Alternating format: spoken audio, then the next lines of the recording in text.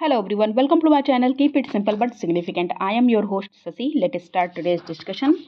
Which of the following articles of Indian Constitution provides for the appointment of Finance Commission? कौन सा article provide करता है appointment of finance commission? तो ये article है article 280 और इसमें क्या होता है, इसका काम होता है mainly to gives its recommendation on distribution of tax revenues between the union and the states.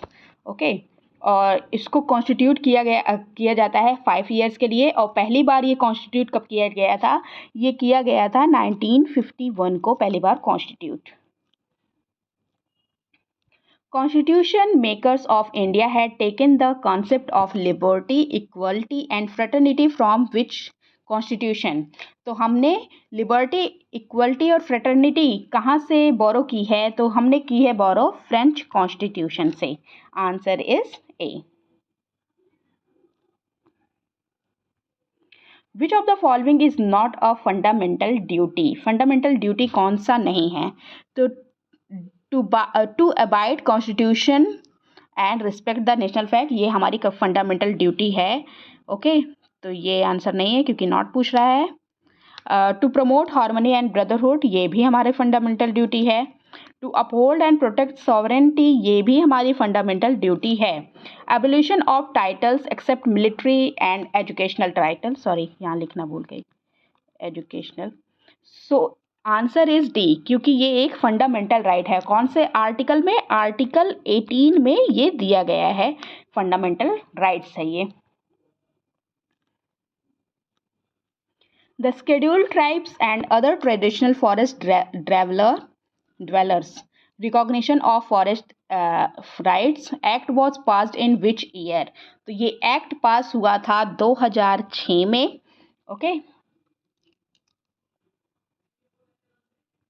The Industrial Dispute Act was passed in which year? तो Industrial Dispute Act was passed in 1947. Answer is B. It extends to the whole of India and regulates Indian labor laws.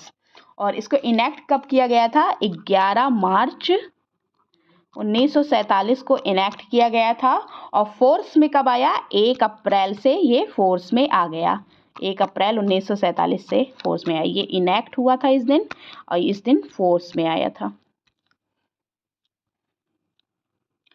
Which of the following become the citizens of India if a foreign territory is incorporated into India? तो इसमें बोल रहे हैं कि अगर किसी foreign territory को हम इनकॉर्पोरेट कर लेते हैं इंडिया में तो कैसे कोई सिटीजन ऑफ इंडिया बन जाता है? तो आंसर है B, person specified by the government of India. Okay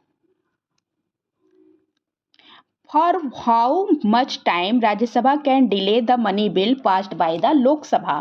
तो राज्यसभा के पास मनी बिल के लिए कोई बहुत ज़्यादा अधिकार नहीं होते हैं।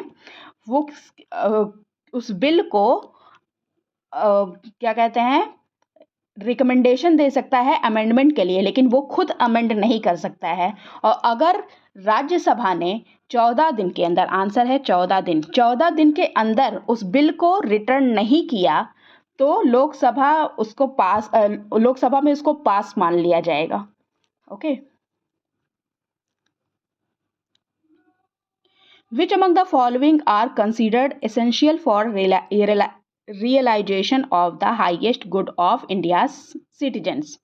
तो एसेंशियल माना जाता है क्या in highest good for India citizen के लिए? क्या? Fundamental rights. Answer is A. Fundamental rights are called fundamental और basic because they are essential for the realization of the highest good for the citizen. Which schedule of Indian constitution contain languages? कौन सा schedule language की बात करता है? तो ये है 8th शेड्यूल। ओके ओरिजिनली जब हमारा कॉन्स्टिट्यूशन आया था तो हमारे पास 14 लैंग्वेजेस थी। अब हमारे पास इस समय 22 लैंग्वेजेस हैं। ओके और में कौन कौन सी हैं? Assamese, Bengali, Bodo, Dogri, Gujarati, Hindi, Kannada, Kashmiri, Konkani, Maithili, Malayalam, Manipuri, Marathi, Nepali, Odia, Punjabi, Sanskrit, Santhali, Sindhi, Tamil, Telugu and Urdu. ये 22 लैंग्वेजेस हैं। इंग्लिश हमारी इस लैंग्वेज में नहीं आता, इन 22 लैंग्वेज में इंग्लिश शामिल नहीं है। Which article of Indian constitution provides for vice president of India?